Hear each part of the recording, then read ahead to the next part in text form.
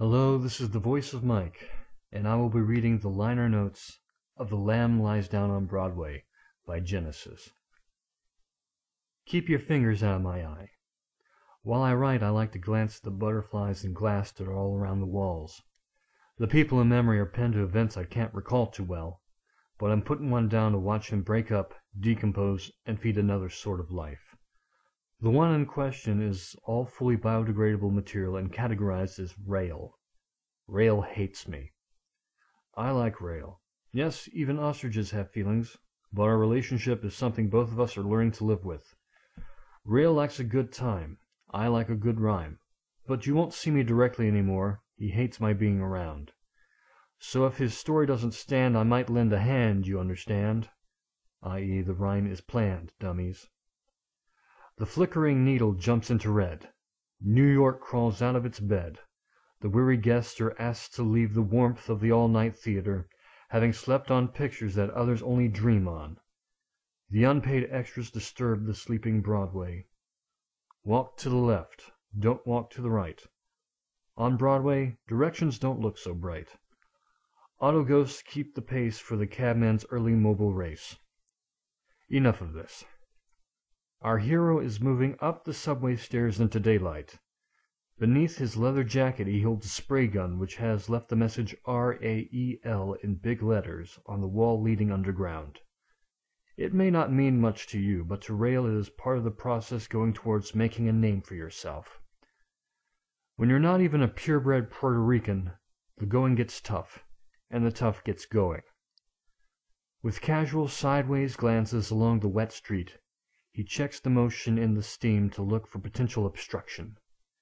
Seeing none, he strides along the sidewalk, past the drugstore with the iron guard being removed to reveal the smile of the toothpaste girl, past the night ladies, and past Patrolman Frank Leonowich, 48, married, 2 kids, who stands in the doorway of the wig store.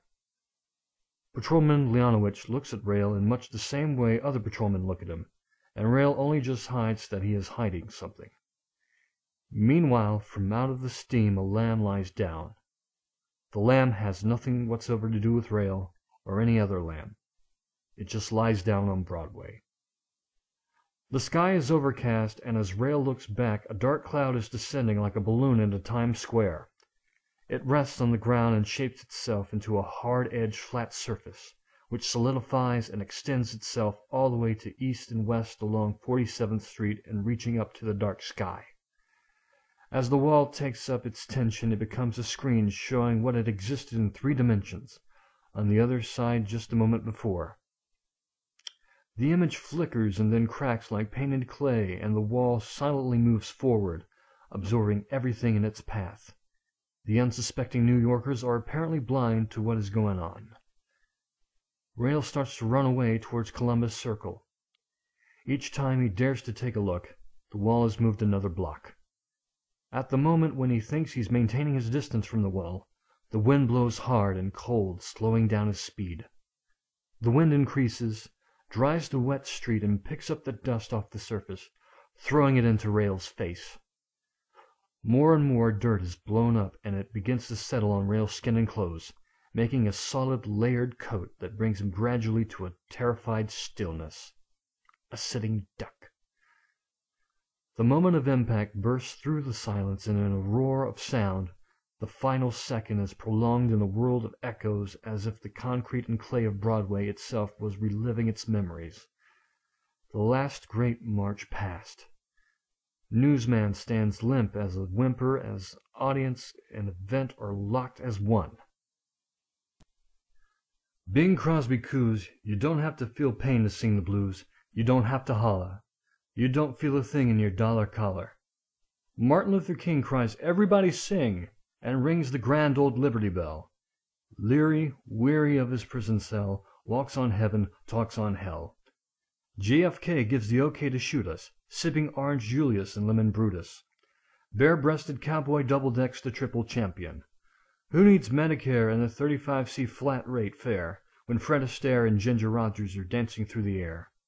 From Broadway melody stereotypes, the band returns to Stars and Stripes, bringing a tear to the moonshiner, who's been pouring out his spirit from the illegal still. The pawnbroker clears the noisy till and clutches his lucky dollar bill. Then the blackout. Rail regains consciousness in some musky half-light. He is warmly wrapped in some sort of cocoon. The only sound he can hear is the dripping water, which appears to be the source of a pale flickering light. He guesses he must be in some sort of cave, or cookie tomb, or catacomb, or eggshell waiting to drop from the bone of the womb. Whatever it is, he feels serene, very clean, and content as a well-kept dummy with hot water in his tummy, so why worry what it means? Resigning himself to the unknown, he drifts off into sleep. He wakes in a cold sweat with a strong urge to vomit. There's no sign of the cocoon, and he can see more of the cave about him. There is much more of the glowing water dripping from the roof, and stalactites and stalagmites are forming and decomposing at an incredible rate all around him. As fear and shock register, he assures himself that self-control will provide some security, but this thought is abandoned as the stalactites and stalagmites lock into a fixed position, forming a cage whose bars are moving in towards him. At one moment there's a flash of light, and he sees an infinite network of cages all strung together by a rope-like material. As the rocky bars press in on Rail's body, he sees his brother John outside, looking in. John's face is motionless despite screams for help, but in his vacant expression a tear of blood forms and trickles down his cheek. Then he calmly walks away, leaving Rail to face the pains which are beginning to sweep through his body. However, just as John walks out of sight, the cage dissolves and Rail is left spinning like a top. When all this revolution is over, he sits down on a highly polished floor while his dizziness fades away. It is an empty modern hallway, and the Dream Doll saleslady sits at the reception desk.